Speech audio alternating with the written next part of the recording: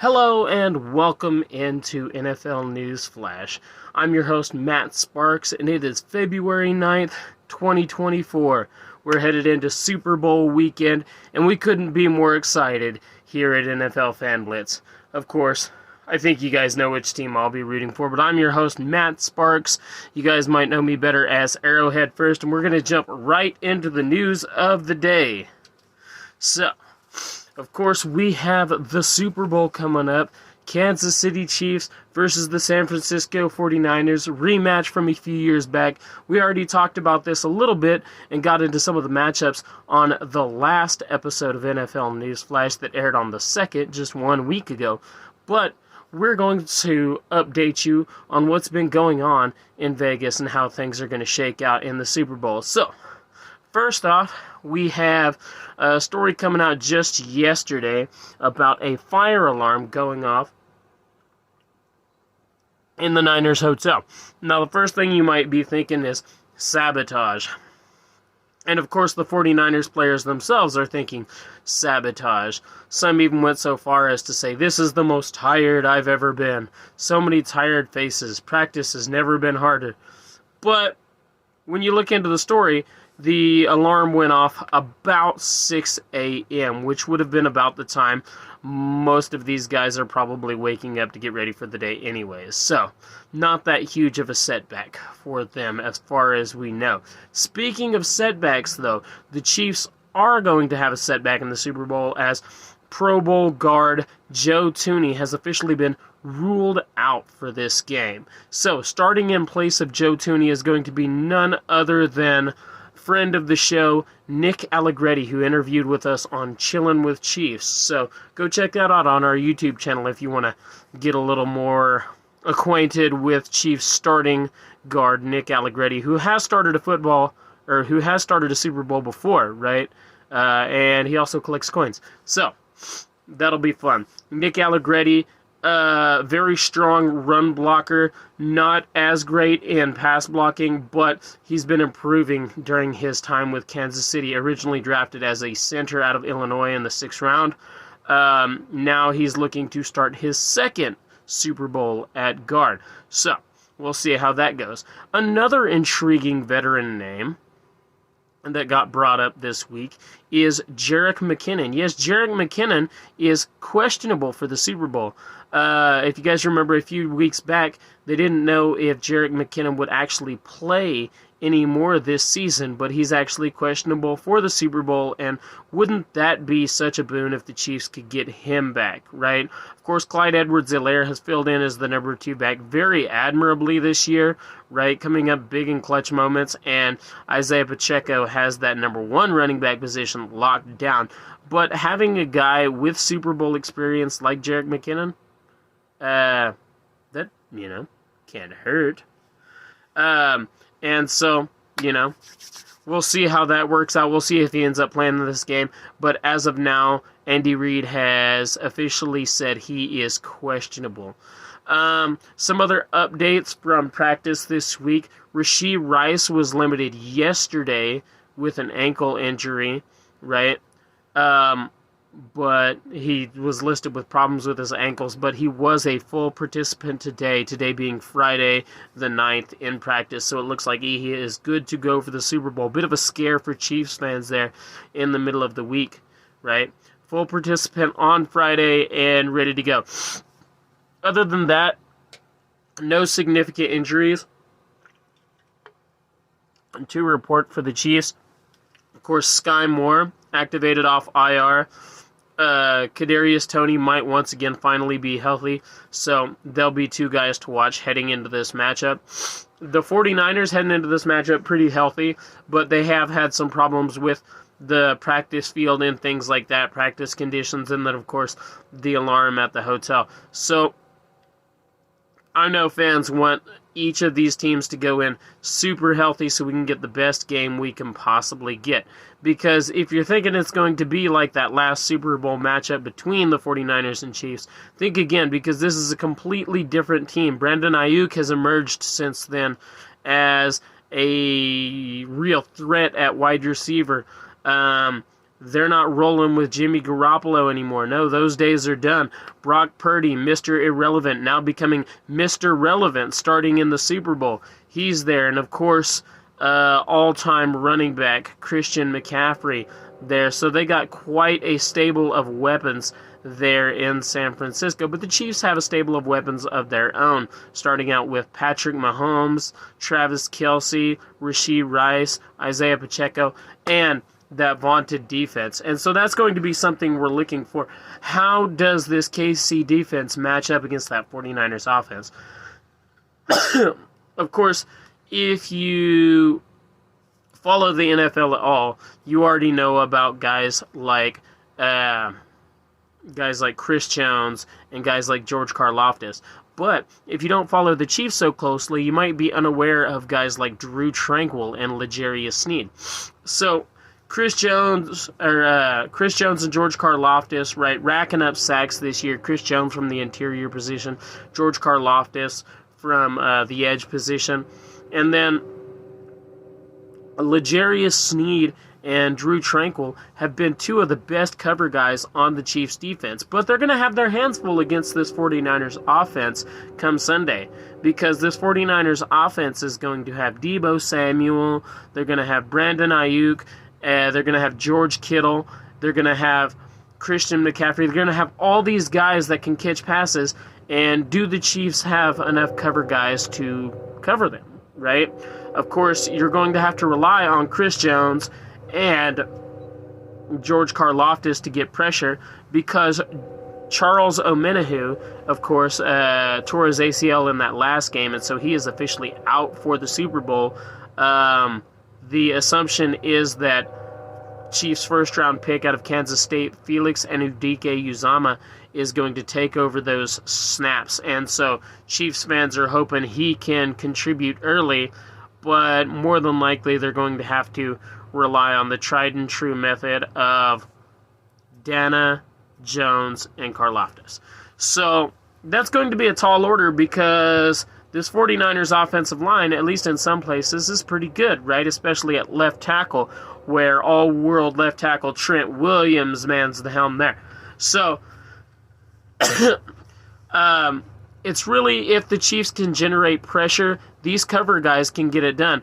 But if the Chiefs can't generate pressure, you can't expect L'Jarius Sneed and Trent McDuffie to cover these big guys for, 5-6 seconds down the field, things like that, right? If the Chiefs can't get pressure on Brock Purdy, it's going to be rough on those cover guys, and those cover guys are going to have to do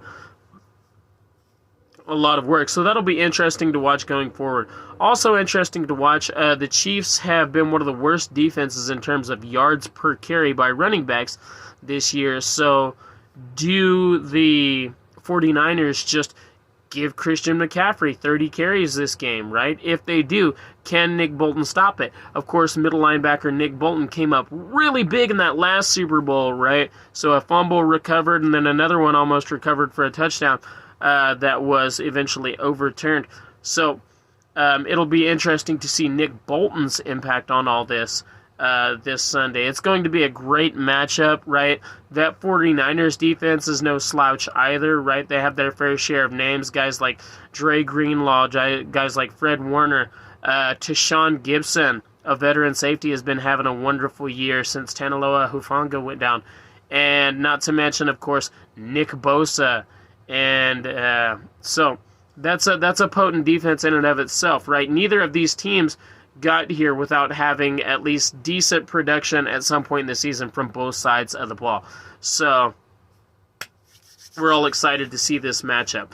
Another thing that just happened last night, Thursday night, the 8th, the NFL Honors, and they're, unlike normally, right? Normally the NFL Honors is kind of a snoozer because we typically know who's going to win every award. Well, we thought we knew who was going to win every award this year, and there were quite a few surprises. So one of the first surprises was Stroud over Puka Nacua. C.J. Stroud, the quarterback from the Houston Texans, over Puka Nacua, the wide receiver from the Los Angeles Rams. Now, Puka Nacua broke basically every rookie wide receiver record, but still got beat out by C.J. Stroud. C.J. Stroud had an excellent season, but Really, did it deserve to be over Puka Nacua? I personally think it did because I'm a CJ Stroud fan, so I do have a bit of bias here. I predicted this coming into the season. I did not predict that Puka Nacua would be as good as he is, right? And so it's worth having the debate. Did CJ Stroud actually deserve this award over a guy like Puka Nacua, who just was so far and away ahead of every other rookie at the wide receiver position? Defensive Rookie of the Year was Will Anderson, right? There were a few other competitors for it, guys like Jalen Carter, a couple of corners, things like that. But Will Anderson, in the end, he really sparked that Texans defense, right? And I think he's going to continue to get better going forward, so not a huge surprise there. But what was a big surprise was the Coach of the Year award, right? So that Coach of the Year award went to Kevin Stefanski. And Kevin Stefanski won it over the coach who absolutely destroyed him in the playoffs, DeMeco Ryans. I do not get that, right? The much bigger turnaround was for the Texans with DeMeco Ryans. Nobody had any expectations of this Texans team to become a playoff team, but a good draft, good coaching by both DeMeco Ryans and Bobby Slowick, and this Texans offense kicked it in gear. The Texans defense came up big. They got to the playoffs, and then they played that Cleveland defense. Yes, Cleveland was known for their defense this year, not Kevin Stefanski's offense.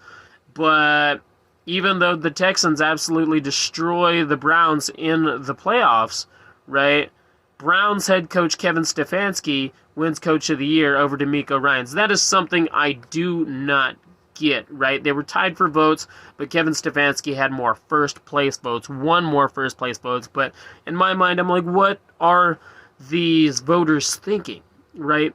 Who is out there saying Kevin Stefanski deserves that over DeMeco Ryans, who completely turned the Texans around from a listless franchise floating in the wind to now like a legitimate contender going forward, especially with young quarterback CJ Stroud. The Browns, on the other hand, right, mostly banking off their defense, which isn't Kevin Stefanski's bag, right? That's Jim Schwartz's bag, who won Coordinator of the Year, deservedly so, but Kevin Stefanski, in my mind, did not deserve that Coach of the Year nod over DeMeco Ryans because it just makes no sense, right?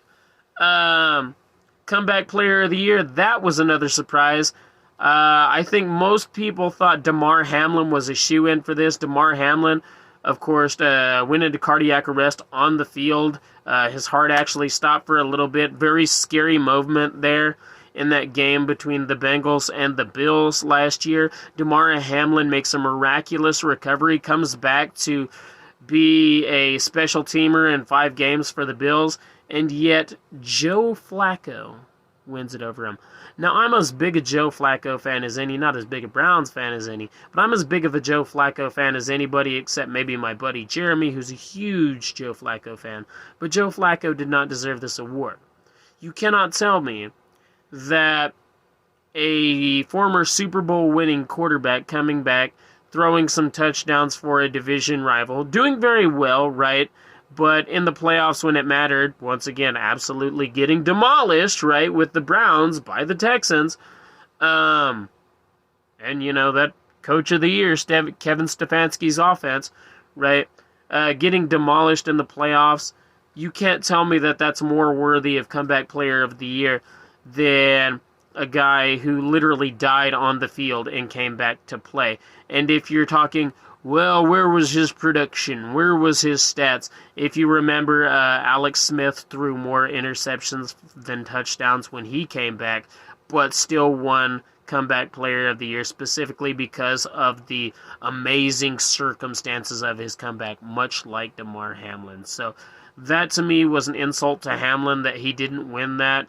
And congratulations to Flacco, but Flacco did not deserve that award as much as Hamlin did, and Kevin Stefanski did not deserve that Coach of the Year award as much as D'Amico Ryans did. But you know who did deserve their award? That's right, the most valuable player, Lamar Jackson. And it's been known for a while now that Lamar Jackson was going to win this thing. We rarely get to an NFL honor ceremony where we don't already know who the MVP is going to be. But Lamar Jackson deserves it. Lamar Jackson, one vote away from winning his second unanimous MVP. One person voted for Josh Allen. Who the hell are you, person who voted for Josh Allen? Right? You couldn't give Lamar his second unanimous MVP? Come on. So, Lamar Jackson, like the quarterback that's going to play in the Super Bowl, Pat Mahomes, now both two-time MVPs and looking to have some excellent duels for, the foreseeable future. Both of them locked up under big contracts for the foreseeable future with their AFC teams.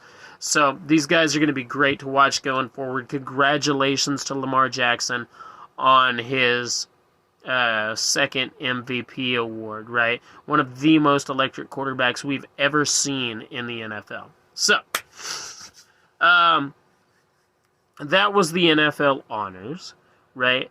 And after the NFL honors comes the Super Bowl, and after the Super Bowl comes the deadest part of the year.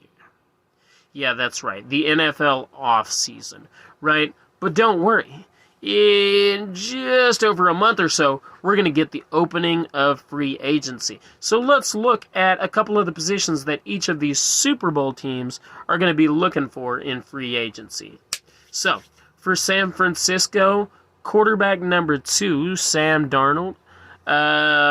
Is he going to be the quarterback 2 going into 2024? We don't really know. So quarterback 2 might be something they're looking for in free agency. And then both Deebo Samuel and Brandon Ayuk, I believe, are going to be free agents. So they're going to be looking for a wide receiver 1 and a wide receiver 2 in free agency. And that's going to be a tall task. But there are plenty of guys, right? Of course, they might get a guy in the draft as well. I do not think they'll bring back both Deebo and Ayuk. So that'll be something to watch going forward, right? Do they look to free agency for a wide receiver? Do they go for a savvy vet? Do they try to work with what they have and get a guy in the draft? That's going to be interesting to watch, right? As for Kansas City is going to have a lot of needs in free agency, right? You have starting left tackle Donovan Smith. He's out. Wanya Morris might replace him, but from what you've seen right now, if you're a Kansas City fan, you do not feel comfortable with Wanya Morris being the only plan at left tackle going forward, right? On the defensive line, Chris Jones, he's most likely gone, right? And L'Jarius Sneed also may be gone, right? So the Chiefs are talking like the plan is to secure both Chris Jones and L'Jarius Sneed under contract, but it just doesn't seem doable at this point. That's a lot of money that's going to be wrapped up in that defense, and corner is a position that Brett Veach typically doesn't pay a lot of money for, right? If you think about the Chiefs' top corners right now, L'Jarius Sneed, Trent McDuffie, Joshua Williams, Jalen Watson, these guys, all 4 of them, and then Nick Jones would be the number 5. These guys are all 5 on their rookie contracts, right? Brett Veach does not like to pay money towards corners, right? Even Travarius Ward, who did very good in Kansas City, they let him go to free agency. They let him get his money from San Francisco. But L'Jarius Sneed's a little bit different. Why is L'Jarius Sneed a little bit different? Because he is head and shoulders above really any corner they've had in the Brett Veach era. Even a guy like Marcus Peters just really doesn't have a lot on L'Jarius Sneed. An absolute lockdown corner. You can line him up on a team's number 1 wide receiver, and we'll see if that holds up this week, right? But typically you can put him on the opposing team's number 1, and the guy's going to have a small game, right?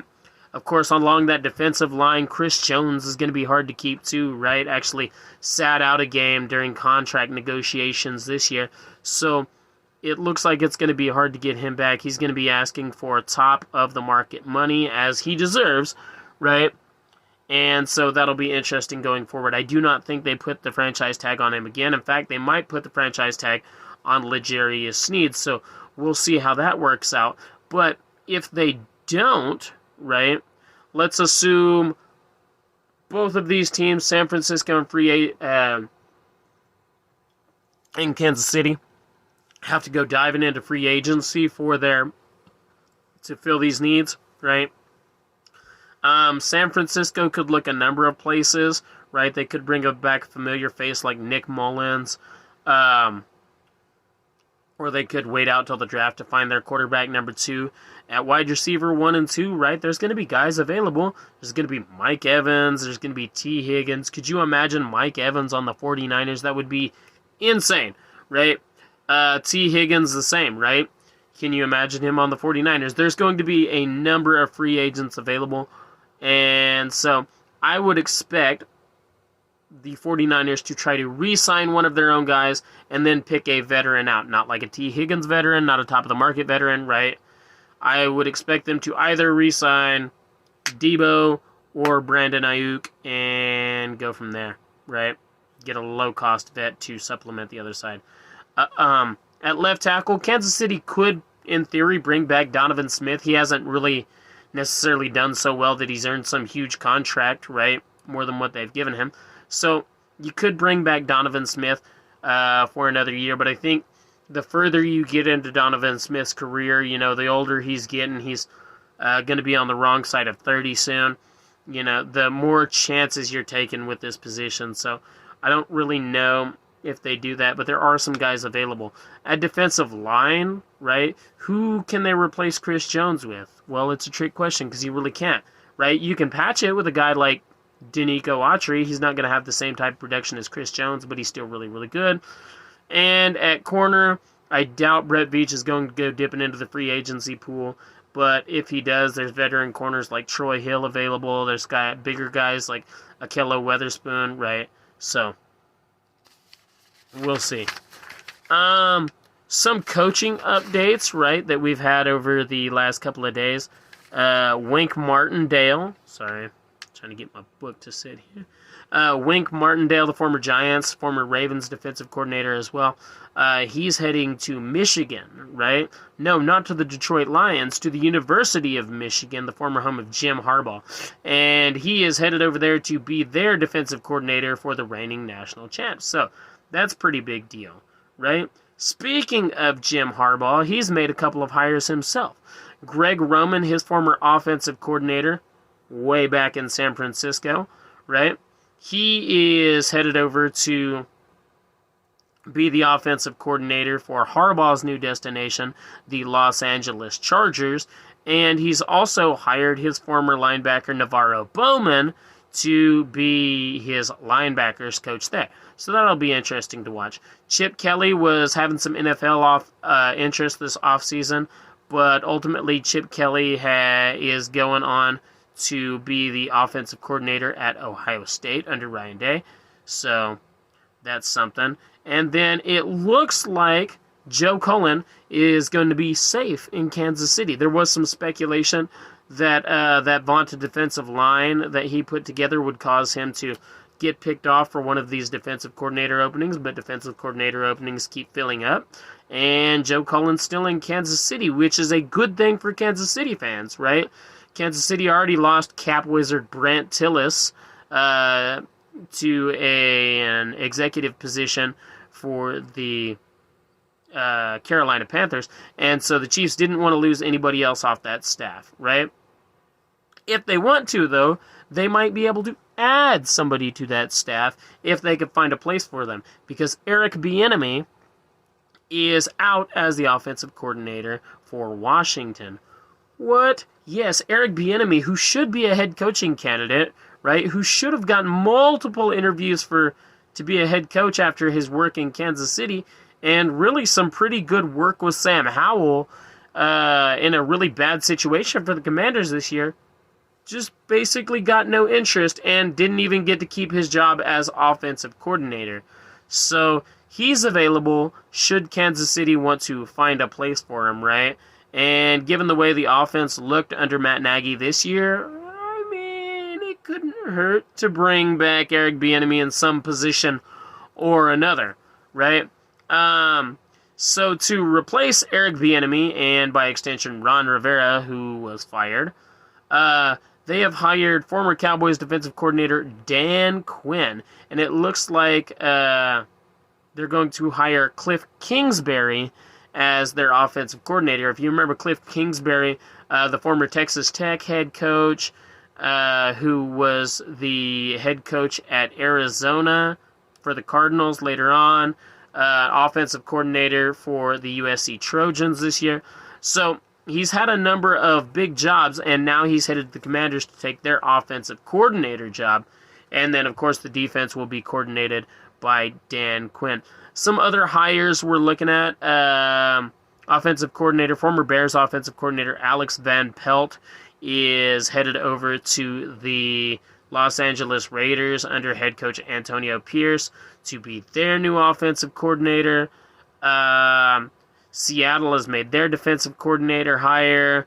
Let's see, former Eagles offensive coordinator Brian Johnson looks to have some sort of role on the Commander's staff, so that's two coordinators that have been poached from, two coordinators that have been poached from division rivals by the Commanders. Kellen Moore is going to be the new offensive coordinator over there in Philadelphia to replace Brian Johnson full-time. I believe Ken Dorsey was hired as the... what was he hired as? Oh, I think he was hired as the offensive coordinator in Tampa Bay. I believe they hired Larry Izzo as their special teams coordinator. And then Leslie Frazier hired as an assistant head coach for the Seattle Seahawks. So a lot of hirings going around, right? But we're not worried about those things. We're not worried about the offseason. We're not worried about free agency. No. What we're worried about is that right there. We're worried about the Super Bowl. And guess what? It's almost here. As I'm talking right now, Friday is turning into Saturday. The 9th is turning to the 10th, which means we are just one sleep away. Well, 2 sleeps away from Super Bowl 58. And it is going to be great, right? As much as I hate the Raiders, that venue over there, Allegiant Stadium, absolutely beautiful. Had its problems when it first opened, but I am so excited to watch this Super Bowl there. I hope all of you all get to catch the Super Bowl. Of course, if you don't know, it's on CBS. You can also get it on Paramount Plus.